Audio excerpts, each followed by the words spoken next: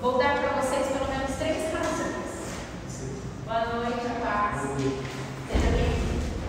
Eu vou dar para vocês pelo menos 3 razões. Primeiro, vocês estão num curso de nível superior, bacharel.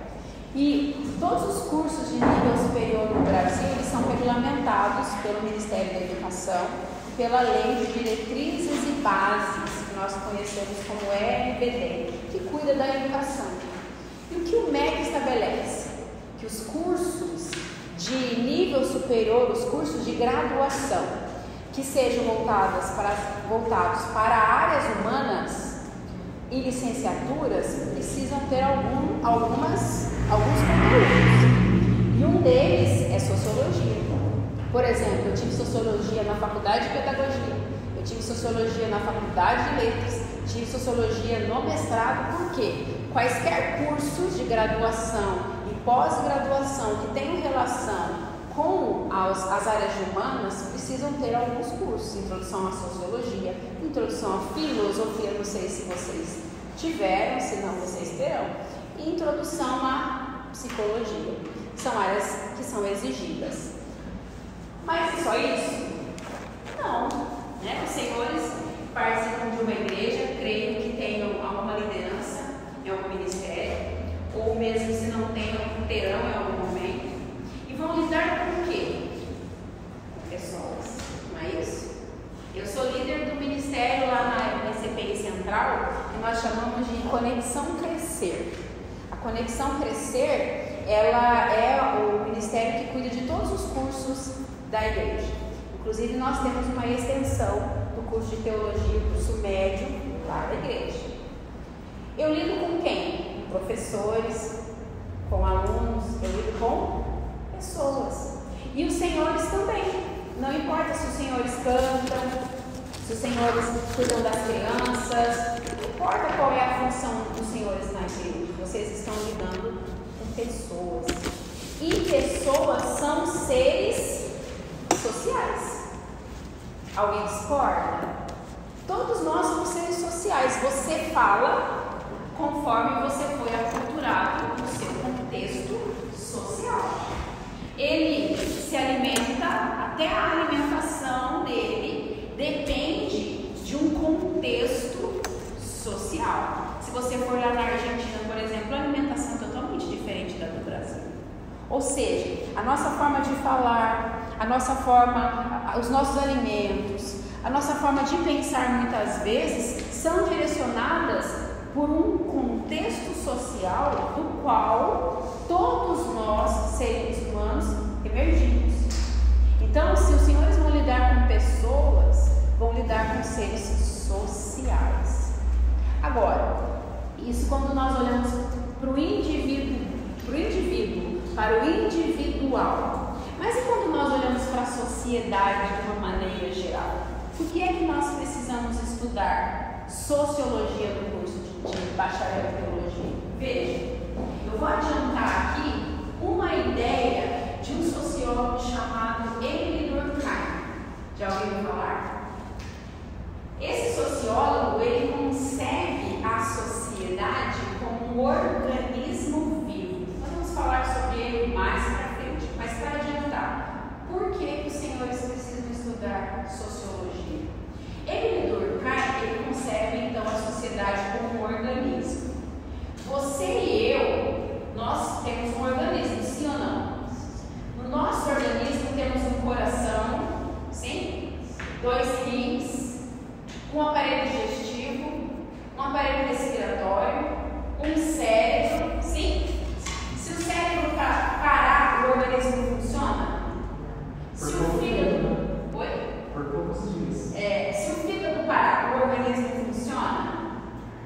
Se o coração parar, veja, quando nós pensamos no nosso organismo, aí falando sobre a biologia, para que o nosso organismo funcione corretamente, todos os órgãos precisam estar em perfeito funcionamento.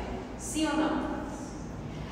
E Emile Durkheim, ele pensa a sociedade da mesma forma. Ele concebe a sociedade como um organismo. E as instituições que compõem esse organismo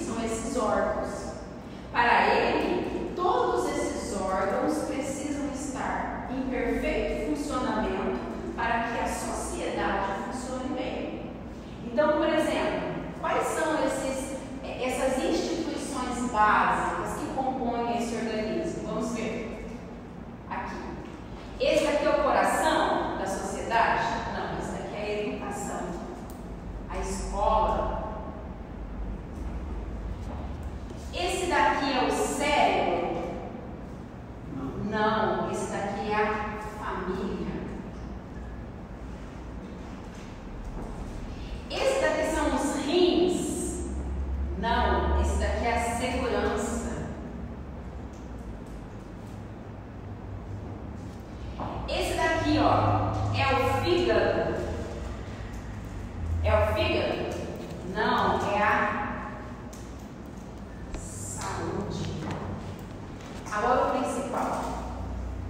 Esse daqui é o cérebro? Esse daqui é a igreja, a religião.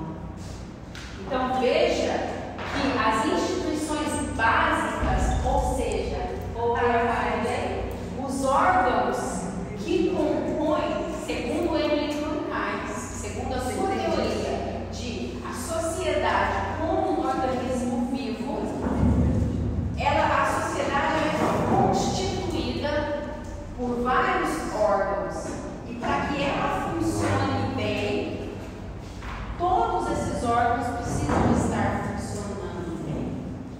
E nós temos aqui a igreja, que somos eu, que somos você. A igreja, ela, além de ter um papel espiritual, ela também tem um papel social. O que a nossa SPI está fazendo lá no Rio Grande do Sul nesse momento? Pastor Luciano, o que ele está fazendo? Arrecadando mantimentos, água, roupas para o pessoal de lá. Veja, a igreja, segundo Emily Durkheim, é um desses órgãos fundamentais para que o organismo social funcione bem. Se a educação falhar, esse organismo, a sociedade não funciona bem. Se a família falhar, a sociedade não funciona bem.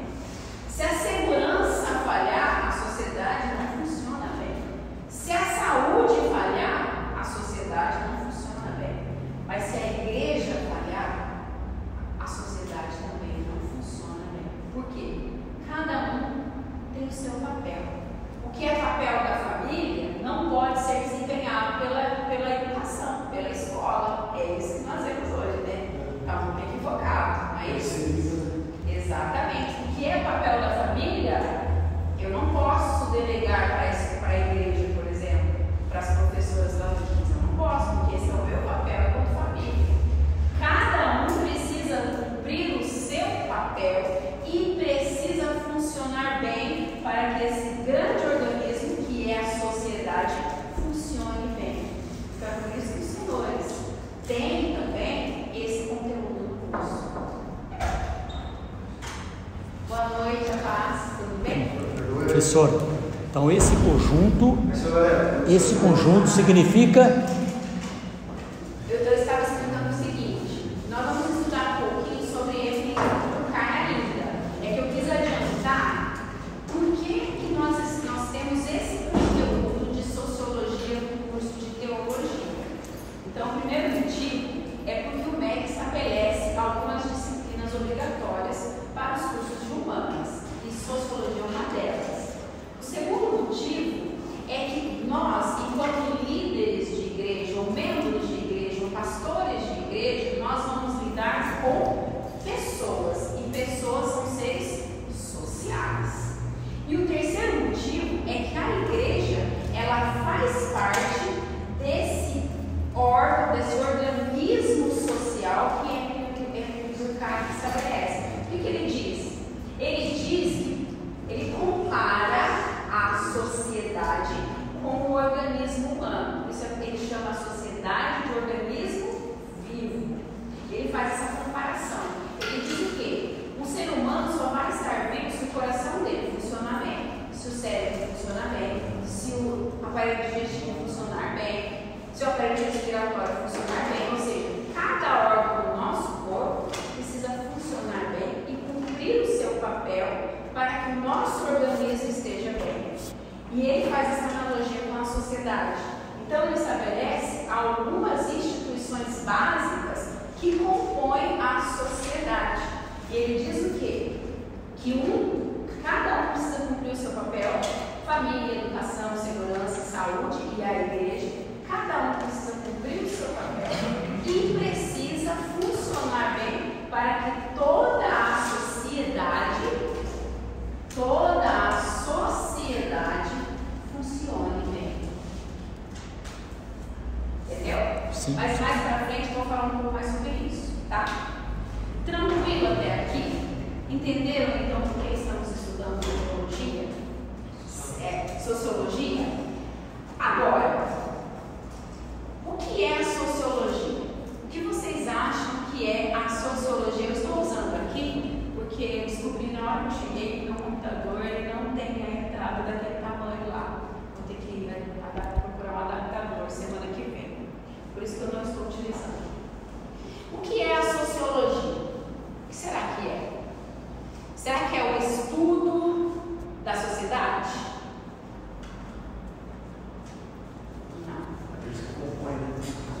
Isso, muito bem. A sociologia é o estudo do comportamento dos indivíduos que estão na sociedade. É errado dizer que a sociologia estuda a sociedade. Não, porque a sociedade ela é composta por indivíduos, por pessoas e por instituições. Então, a sociologia ela se ocupa em estudar o comportamento humano. E ela é uma ciência, né? É uma ciência que estuda o comportamento humano. Além disso, a sociologia ela explica os fenômenos e as transformações sociais. A sociedade se transforma, sim ou não? Se transforma bastante ainda, né? Teve um tempo atrás que tinha escravidão no Brasil. Hoje, não é? Teve um tempo atrás que num jogo de futebol, o Pelé, outro dia eu vi uma entrevista antiga do Pelé sobre a questão do racismo. E ele era chamado de alguns adjetivos pejorativos naquele tempo, mas para ele aquilo não era considerado racismo, ele nem ligava para aquilo, ele ia lá, fazia um gol depois, vencia e deu tudo certo. Hoje em dia é assim, porque a mentalidade mudou, não é isso? Em relação a essa questão. E a mentalidade humana mudou em relação a várias questões, não é isso? Por quê? Porque a sociedade, ela se transforma. E a sociologia, ela se ocupa também em estudar e explicar essas transformações sociais. Por exemplo, tivemos recentemente um período pandêmico, não é? O mundo inteiro experimentou o que é ficar dentro de casa, não poder sair, não poder trabalhar, não poder fazer suas atividades normais. Pelo menos a maior parte das pessoas, não foi isso? Depois disso, a sociedade ficou igual? Muita coisa mudou depois disso, principalmente no que se refere às tecnologias, não é? As tecnologias que já vinham crescendo dispararam depois da pandemia, na educação, na vida em sociedade de uma maneira geral, sim ou não? Porque é um fato que desencadeou uma série de reações, não é isso? E a mesma coisa em relação às doenças. Hoje nós vemos o quê? Que algumas doenças estão um pouco mais fortalecidas depois da pandemia, sim ou não? Então veja, a sociedade ela se transforma, a mentalidade ela se transforma também, né?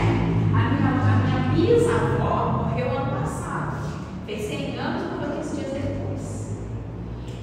Ela me chamava de vosso marido, vossa filha.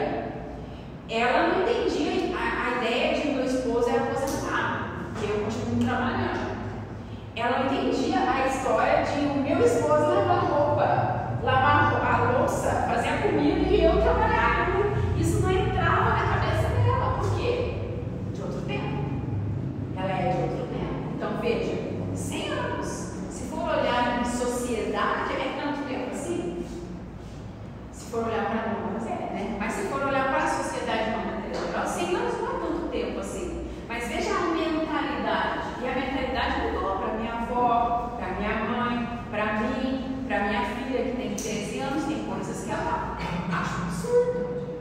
em relação a mim, porque nem tem tanta diferença assim. Mas por quê? Porque a sociedade se transforma, porque o ser humano se transforma, porque a nossa mentalidade se transforma. E a sociologia se preocupa em explicar essas transformações. Além disso, a sociologia também busca solução para uma sociedade justa e igualitária. Ela consegue? Ainda não consigo, né? Mas segue tentando. O sonho de todos nós é que um dia a sociedade seja justa e igualitária. Por enquanto, ainda não. Mas a sociologia ela tem também esse papel. Tudo bem?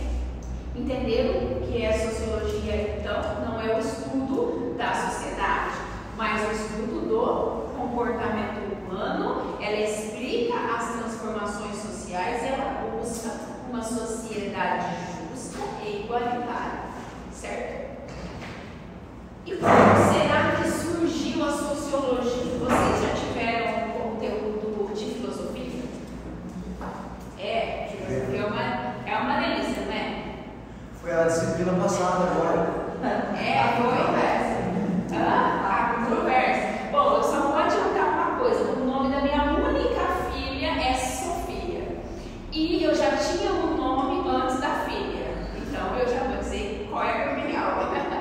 Mas só para comparar que a filosofia, ela é uma ciência, não sei se eu posso dizer assim, mas ela é muito antiga, lá na Grécia. Aprenderam isso? A sociologia não. A sociologia ela é moderna, ela vem do século XIX, que às vezes nós falamos sociologia e filosofia como se fossem duas ideias aproximadas, mas não são. Filosofia, já é bisavó, e a sociologia é uma mocinha ainda, né? A sociologia, ela surgiu em um momento de crise. Como assim? Então, são três fenômenos que acabaram provocando o surgimento da sociologia, ou provocando a necessidade de que houvesse uma ciência para estudar os fenômenos sociais, os comportamentos dos seres humanos e buscar também uma sociedade que fosse equilibrada. Por isso que a sociologia ela tem essa função, né, de buscar uma sociedade justa e igualitária. Por quê? Porque ela surgiu em um momento de crise. Então vejam, aí um pouquinho de história. Já ouviram falar do iluminismo? Do teocentrismo, não vamos nos aprofundar nisso. E aí vieram os iluministas, né? Voltaire era um deles. O que os iluministas... Os teocentristas acreditavam o quê? Naquilo que nós acreditamos, no nosso Deus, não é? Aí os iluministas, eles vieram confrontar um pouco isso. Eles tiveram a ideia maiêutica socrática, aprenderam Sócrates? Aprenderam Sócrates? Sabem o que é a maiêutica socrática? Todo mundo sabe. O que é a maiêutica socrática? Maiêutica vem de mãe. Mãe faz o que quando ela tem um filho? Ela dá a luz, certo? Quando se fala em maiêutica socrática, nós estamos nos referindo à teoria de Sócrates, de que ele faz essa comparação: a mulher dá a luz e a filosofia dá a luz às ideias. Então por isso que é maiêutica. Maiêutica vem de mãe, vem de dar a luz, só que no caso de Sócrates, dar a luz às ideias. Esse é o papel da filosofia, certo? Mas, falando sobre o iluminismo, alguém teve uma maiêutica socrática, uma ideia de que não, de que Deus já não era mais o centro, né? Começou a haver uma crise no pensamento do ser humano. Então aí nós estamos falando de uma crise de pensamento.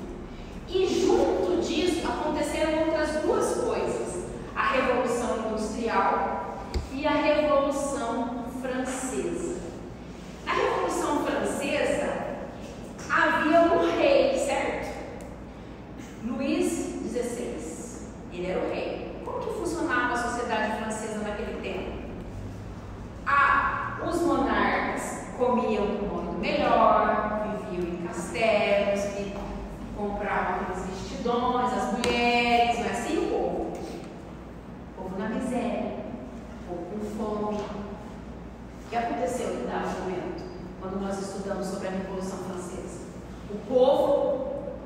se revoltou, não é isso? O povo não aceitou mais aquela situação de ver os monarcas vivendo vidas esplendorosas enquanto eles e os seus filhos passavam fome. E aí então eles se rebelaram. O que se fazia naquele tempo quando alguém era preso? Cortem a cabeça, cortem, assim, era a guilhotina, não é? Então nessa rebeldia popular, na Revolução Francesa, o povo conseguiu atacar o castelo e Luís XVI foi para a guilhotina e houve aquela crise na sociedade francesa.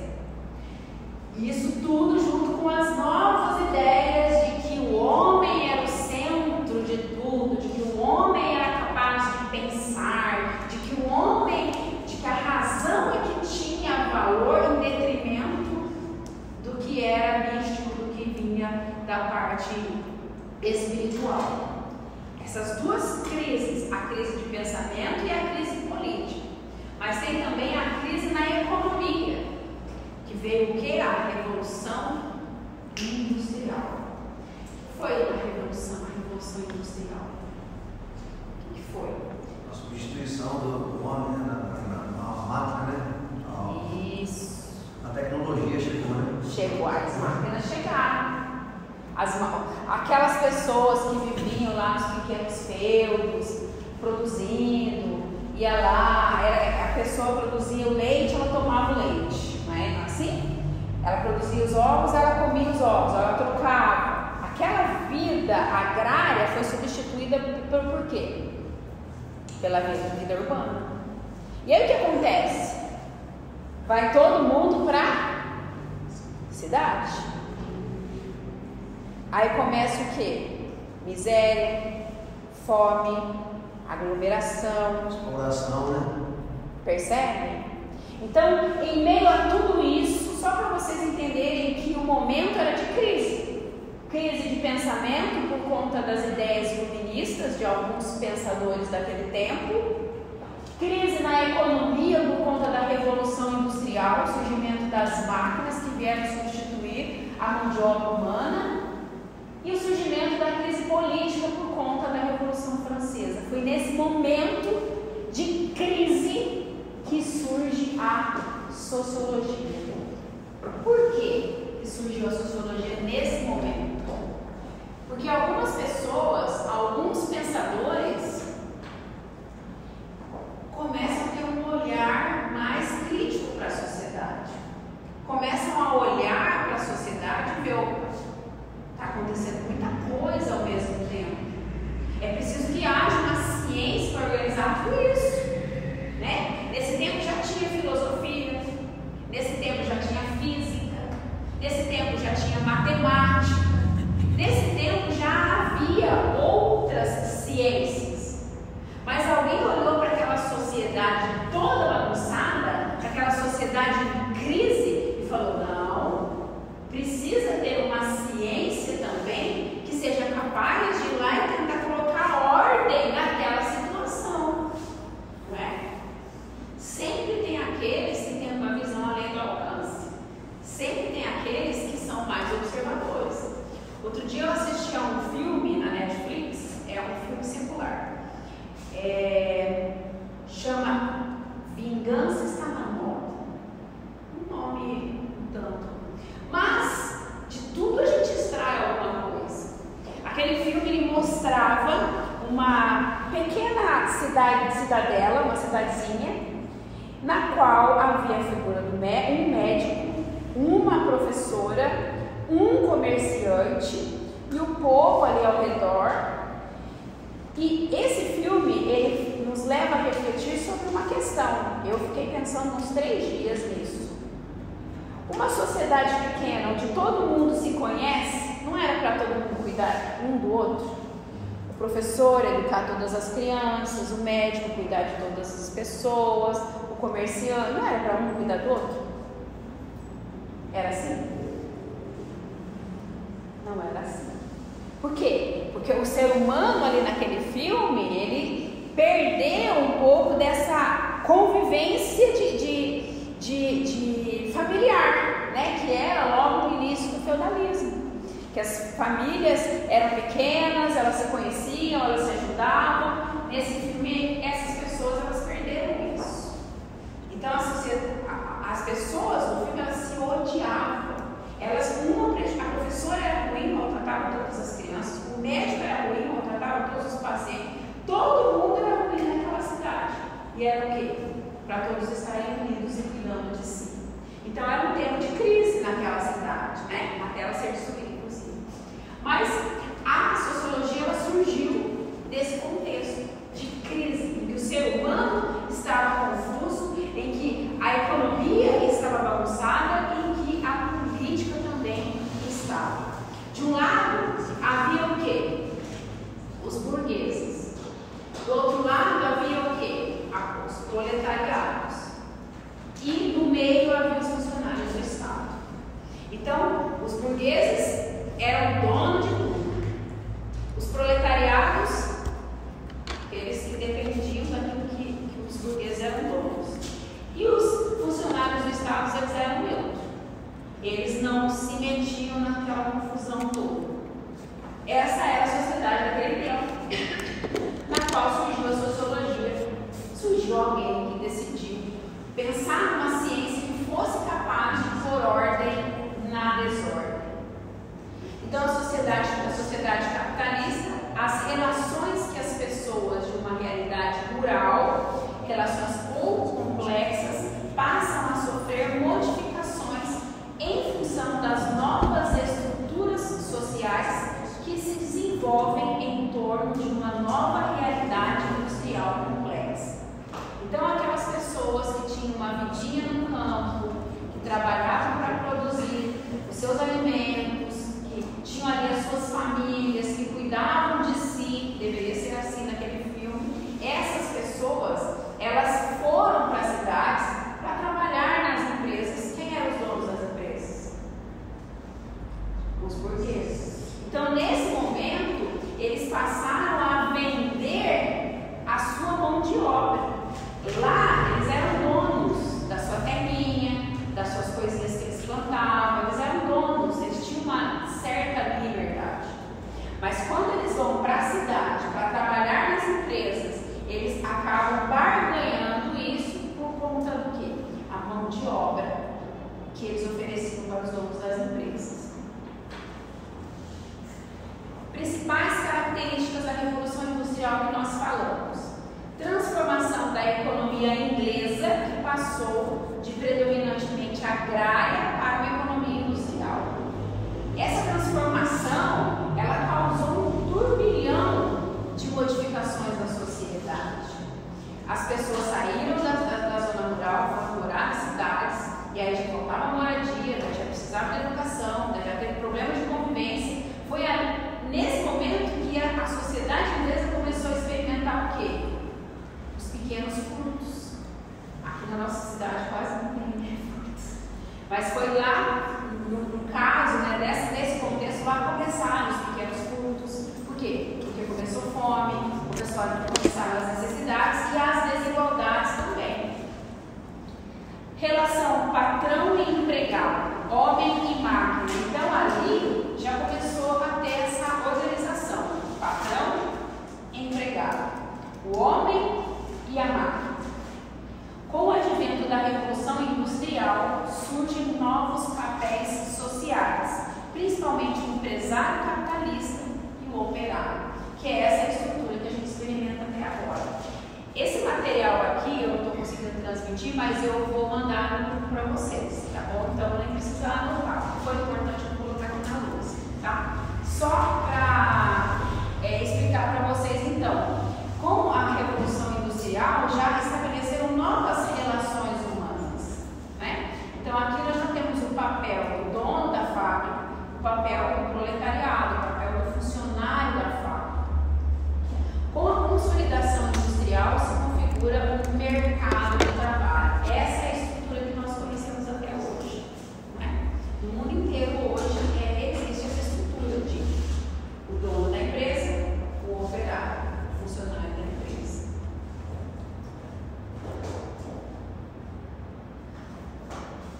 Em decorrência da rápida urbanização, é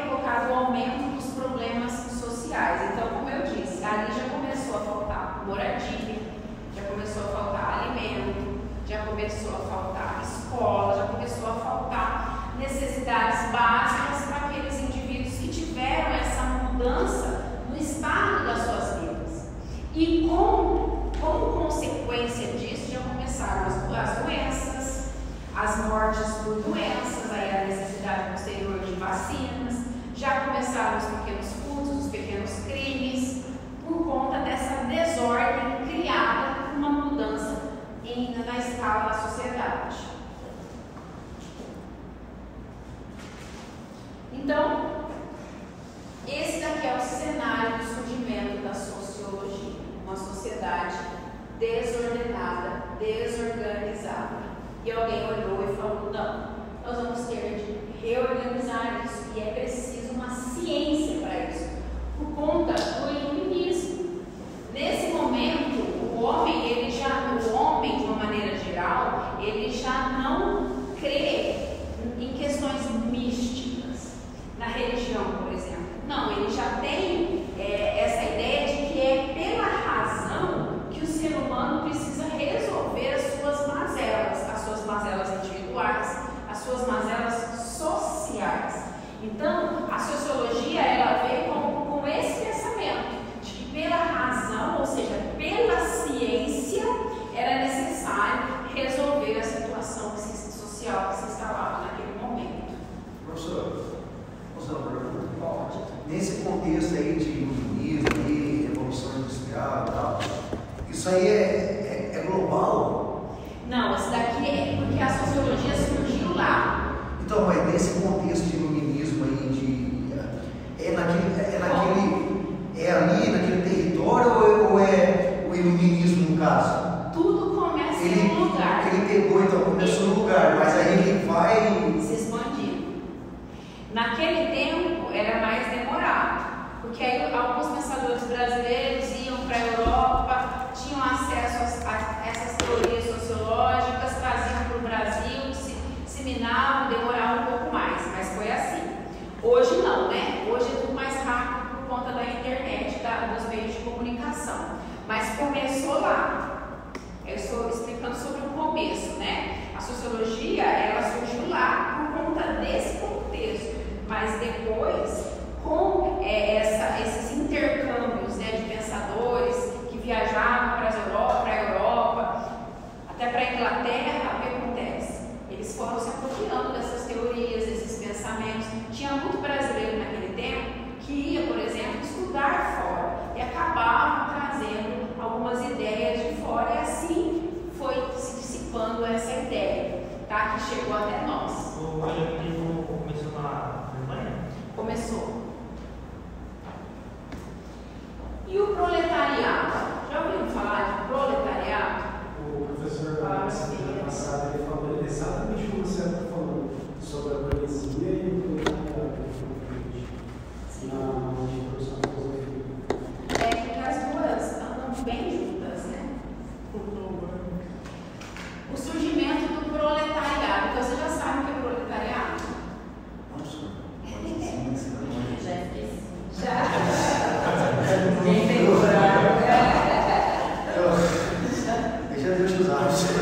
Pode gastar tudo que você tem, senhor. Não deixa nada na manga. Pode. Então nós já entendemos que a sociedade ela passou de rural para urbana, não é isso? Que o homem do campo ele foi para as cidades. E nas cidades eles foram trabalhar onde? Nas empresas. Mas eles eram donos das empresas? Não. Havia os burgueses que eram os donos das empresas. Então eles vendiam a força do seu trabalho para os burgueses. Esses que vendiam a força do seu trabalho, que nós chamamos hoje de operário, funcionário, eu nunca trabalhei em empresa, mas acho que é assim que fala, né? Lá onde eu trabalho essa classe se chama chão de fábrica. Peão. Mas é o nome correto ou é um nome assim? É um termo que eles usam lá dentro de uma hierarquia. Tem uma classificação lá, aí quando chega na gente lá que é o operador, trabalha nas máquinas, se chama chão de fábrica. Eu te chamo colaborador também. O operador, o colaborador. Peão. Mas é o que carrega nas costas, né? Lembra de uma vez? Esse termo aí é mais fácil, pior. Uma vez a coronel lá no batalhão, os oficiais da polícia militar, para eles serem majores, eles precisam fazer mestrado, só que é na polícia. Então eles têm lá uma prova que eles precisam fazer, depois que eles precisam passar por essa prova e depois eles precisam fazer o curso, eles vão para São Paulo, ficam 6 meses lá e nesse curso eles são obrigados a apresentar uma dissertação de mestrado. Se eles precisam passar por tudo isso para eles passarem de capitães a majores. E uma vez a major, ela passou, né? E ela veio apresentar essa ideia aí no batalhão, porque ela passou lá, ficou super feliz, né? Só que ela comparou a polícia, que no caso é uma instituição, podemos comparar, por exemplo, uma empresa, com um dinossauro. E ela pegou uma folha de sulfite e ela desenhou um dinossauro tão bonito que começou a explicar, fazendo uma comparação do dinossauro com a instituição, a Polícia Militar. Então ela começou, não, porque os coronéis são a cabeça do dinossauro. Ah, os tenentes são o pescoço do dinossauro. E foi. Nossa, que hora que vai chegar o soldado? Né? Soldado, que hora que vai chegar o soldado? Bom, chegou. O soldado era a unha do pé do dinossauro. O chão da fábrica. Menos mal. Mas eu não aguentei. Eu não aguentei. Major, então quer dizer que o soldado é a unha do pé do dinossauro. Os cabos são os pés do dinossauro. Primeira coisa, se cortar os pés, a cabeça chega onde? O dinossauro vai chegar onde? Sem os pés. Porque são os pés que levam o dinossauro para onde quer que ele vá. Segunda coisa, o dinossauro, não sei se a senhora está sabendo, mas ele não existe mais, ó. Ele é obsoleto, ele é ultrapassado. Imagina um dinossauro na sociedade atual, um dinossauro correndo ali, ó. Não cabe na sociedade atual. A senhora está dizendo que a Polícia Militar não cabe na sociedade atual? Nossa, tadinha, ficou murchinho. Porque acabou. Porque de fato é algo obsoleto. Tem que tomar cuidado com essas comparações. Se a fábrica não tiver chão, onde é que ela vai parar? Não é isso? Aí eu voltaria a fazer uma comparação com essa ideia de equilíbrio Durkheim. A fábrica precisa dos operários, precisa da secretária, precisa dos diretores, precisa do engenheiro lá da máquina, mexe com as máquinas, quebra a máquina e não entende nada. Todos são importantes. Talvez se houvesse essa mentalidade, depois vamos estudar um pouquinho sobre o trabalho, que é o Karl Marx que vai tratar disso. Se tivesse uma mentalidade diferente de que todos participam de um processo e que o processo é importante, portanto, todos que participam dele são igualmente importantes, nós não haveríamos algumas comparações como aquela que a Major fez. E ela foi aprovada lá. Então, o surgimento do proletariado. Um dos pontos mais significativos dos anos que se seguiram a esse estado de coisas foi o surgimento do proletariado, do operário, do chão da fábrica, da unha do dinossauro, que desempenha um papel histórico essencial para o desenvolvimento da sociedade capitalista. Existiria sociedade capitalista se não houvesse o operário? Quantos operários a Avan tem? Quantos operários a Mali tem? Tem época que chega até 4.000. Então, essa figura do operário, que é chamado por proletariado, ela é essencial para a manutenção da sociedade capitalista. Nós podemos dizer que a sociedade capitalista é ruim? Vocês acham que a sociedade capitalista é ruim? Não. Porque aí nós teríamos que pensar nas outras possibilidades, né? Quais são as outras possibilidades? A sociedade socialista, a sociedade comunista. O que vocês acham dessas sociedades? Capitalista. Então é melhor. A galera é hipócrita, né? Fala que o cara defende aí o socialismo aí, mas não quer ir para um país socialista. Eles querem ficar no capitalismo. Tem muita galera aí que levanta essa bandeira aí, a hora que os caras apertam, que dá uma funilada, caras não querem. Os caras não querem, entendeu? Então, na teoria, tudo é belo. Agora, na prática, é diferente, né, professor? Exatamente. As outras opções seriam essas. Então, a sociedade capitalista, ela não é ruim. Ela é boa, desde que seja justa, é o que a sociologia busca, seja justa e igualitária. E essa figura do proletariado, do operário, ela é essencial. O capitalismo começa com ele. O capitalismo começa quando ele sai de lá, onde cuidava da vaquinha dele, para ir trabalhar nas fábricas. Os trabalhadores começam a negar suas condições de vida, passam a se revoltar e destruir máquinas, sabotar oficinas, cometer roubos e crimes, evoluindo para as associações livres. Foi aí então que surgiram os sindicatos. Por que os operários fizeram isso? Veja, vamos lembrar que nós estamos vivendo um tempo em que o iluminismo abriu a mente das pessoas. Tem o lado ruim disso, mas tem o lado bom. Essas pessoas aqui, elas começaram a pensar. Por que elas começaram a pensar? Elas deixaram a sua propriedade rural, a sua vidinha no campo, para vender a sua força de trabalho para a empresa. Mas elas trabalhavam com horários justos? Sim ou não? Não. As condições eram justas? Não. Naquele tempo não é como hoje, você tem seguro-desemprego, não é? Tem férias. Carga horária. No Brasil nós temos o 13º, tem a carga horária, não é dessa forma. Quando começou, não foi assim. Inclusive teve um tempo que as mulheres trabalhavam, as crianças trabalhavam. Aqui no Brasil, o direito trabalhista ele é até exemplar, se nós analisarmos. Agora, quem compra na China, eu não vou nem falar nada, porque eu compro as coisas na China de vez em quando, mas quem compra na China, as condições de trabalho lá não são como as nossas.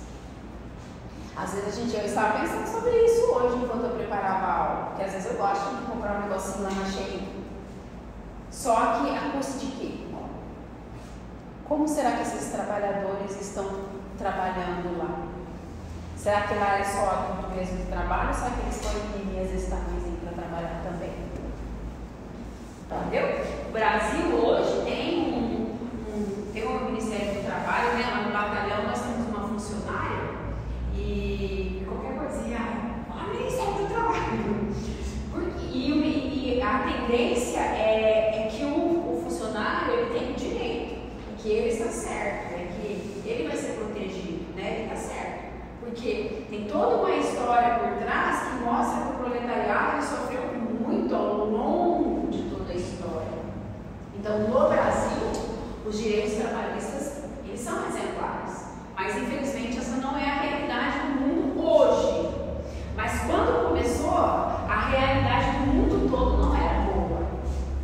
Os funcionários eram explorados realmente, se nós olharmos sobre a perspectiva de hoje, com o olhar de hoje. Então, eles começaram o quê? Porque eles já tinham condições de pensar e refletir sobre as suas próprias situações, porque essa era a mentalidade daquele tempo, do homem que pensava, do homem que analisava, do homem que observava. O que é a ciência? Nós estudamos isso em metodologia, vocês lembram ainda?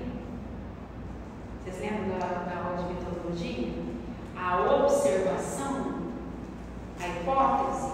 Então, o homem daquele tempo, ele já tinha essa maiêutica de observar, de analisar. Não, peraí, estou trabalhando demais. Ele fica rico e eu fico mais pobre. Depois vamos ver. Ele produz a cadeira, mas ele não tem uma cadeira para sentar na casa dele. Ele fica o dia inteirinho produzindo cadeira lá na fábrica, mas ele próprio não tem uma cadeira para ele se assentar. Então, ele começou a se rebelar. Foram quando ocorreram as primeiras revoltas dos trabalhadores contra os burgueses. Todos esses eventos de impacto social profundo colocaram a sociedade num plano de análise. Ou seja, todos esses fatos colocaram a sociedade numa situação, não, preciso analisar isso, eu preciso entender o que está acontecendo para tentar reverter esse cenário.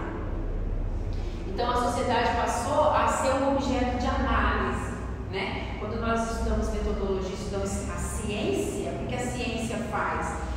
ciência analisa, não é isso? A ciência observa, a ciência analisa, a ciência levanta uma hipótese e a partir das hipóteses levantadas, a ciência busca uma solução. Não é esse o caminho da metodologia da pesquisa científica que nós estudamos? Sim? A sociologia é uma ciência, precisamos nos lembrar disso. Então, como toda ciência, ela funciona nessa mesma dinâmica. Ela observa, opa, a sociedade está esquisita. Ela analisa, bom, está esquisita de que forma? O proletariado está trabalhando demais, está se revoltando, está acontecendo uma série de situações no contexto da sociedade.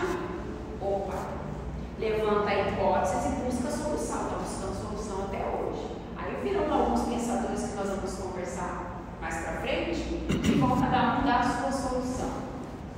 Bom, os primeiros homens que se preocuparam com essas transformações não eram homens da ciência ainda, porque até então ainda não havia sociologia. Até então havia física, matemática, havia a filosofia, havia várias ciências, mas ainda não havia sociologia. Mas algumas pessoas que vinham um pouco além começaram a observar aquela situação. Então, a sociologia surge como uma constituição, um saber sobre a sociedade. Ela vem para dar uma resposta intelectual, uma resposta científica para tudo que estava acontecendo na sociedade daquele tempo. Bom, aí nós vamos pensar, a sociedade estava bagunçada, algumas pessoas analisaram, os trabalhadores estavam revoltados, a burguesia estava abalada, os pensamentos estavam, os indivíduos estavam pensando. Quem foi a pessoa que primeiro olhou e falou assim, não, vamos criar uma ciência específica que vá tentar analisar essa situação e buscar solução para essa situação? Vamos falar sobre um homem chamado, esse aqui é o ano.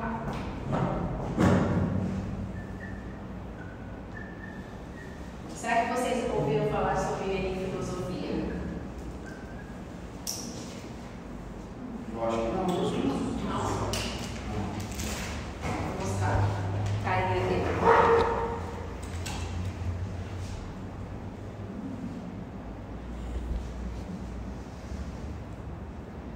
Esse daqui é um francês. Então, como bom francês, a pronúncia do nome dele, se vocês tivessem ouvido, pode ser que vocês tenham ouvido Auguste Comte, mas é Auguste Comte, que é francês. Ele é filósofo. O Auguste Comte, ele é considerado o pai da sociologia. O Auguste Comte foi aquele pensador que olhou para aquela sociedade bagunçada e falou, não, vamos criar uma ciência que vá estudar essa situação, estudar os seres humanos e os seus comportamentos e buscar solução para tudo que está acontecendo. Então, algumas informações sobre ele. Ele é francês, ele foi responsável pelos primeiros esforços para delimitar o campo de estudo da sociologia. Tem sido profundamente influenciado por grandes acontecimentos de sua época. Quais são esses acontecimentos? O iluminismo, a Revolução Industrial e a Revolução Francesa. Auguste Comte, ele viveu essa realidade, ele experimentou essa realidade, ele observou essa realidade. E isso que ele decidiu buscar solução para o que estava acontecendo. Oi? Por isso que ele voltou, né? Ele ficou conhecido por sua obra fundamentada pela filosofia positiva. Isso que eu perguntei.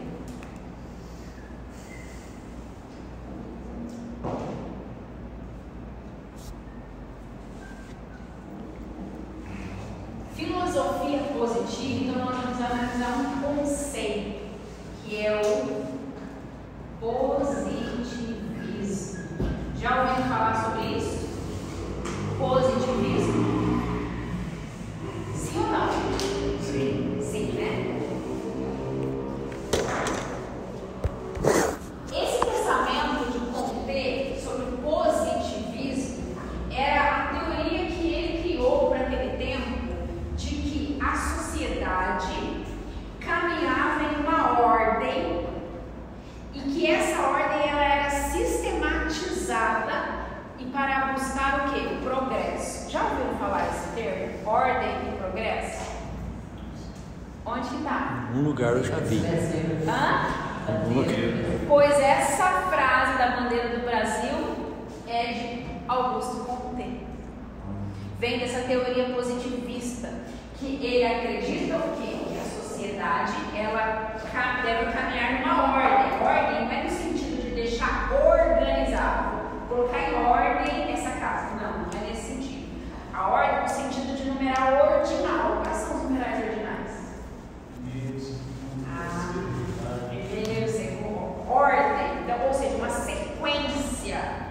Ele, segundo esse pensamento que nós sabemos hoje, isso foi importante para aquele tempo e é importante para os estudos desse tempo. Mas nós já sabemos que esse pensamento ele não é, ele é falho, né?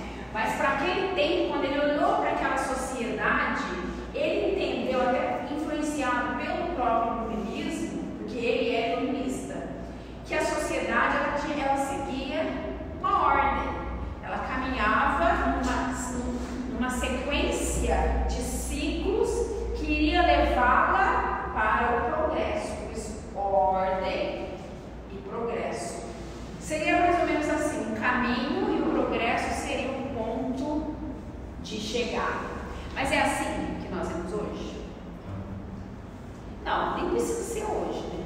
Nem precisa ser hoje. Quando nós olhamos para a sociedade, depois dessa teoria dele, positivista, teve holocausto? A sociedade estava seguindo, ela estava evoluindo, sim ou não?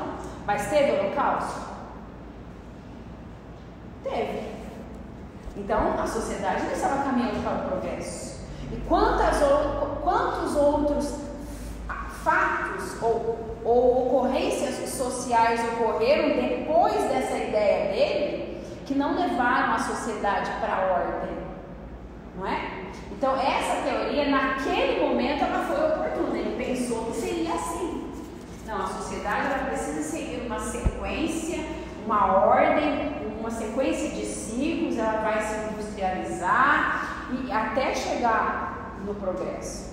Mas não foi assim que aconteceu. Então essa teoria hoje, tanto é que o Auguste Comte, hoje ele não tem tanta credibilidade, ele serve para fins de estudo, mas ele nunca vai deixar de ser o pai da sociologia.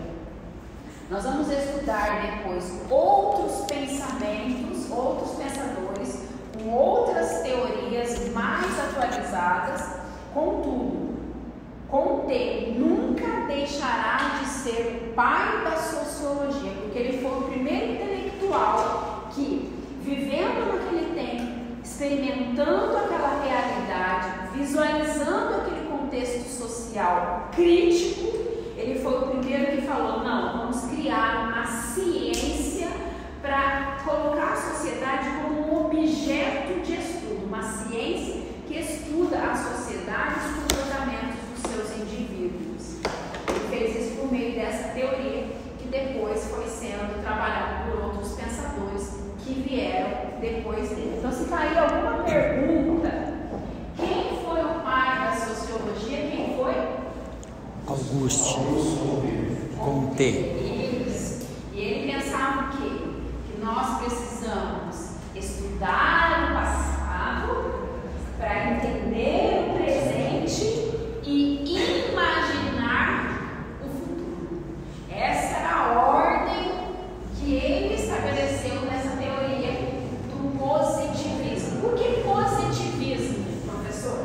Por que positivismo? Porque nessa teoria, segundo ele, a sociedade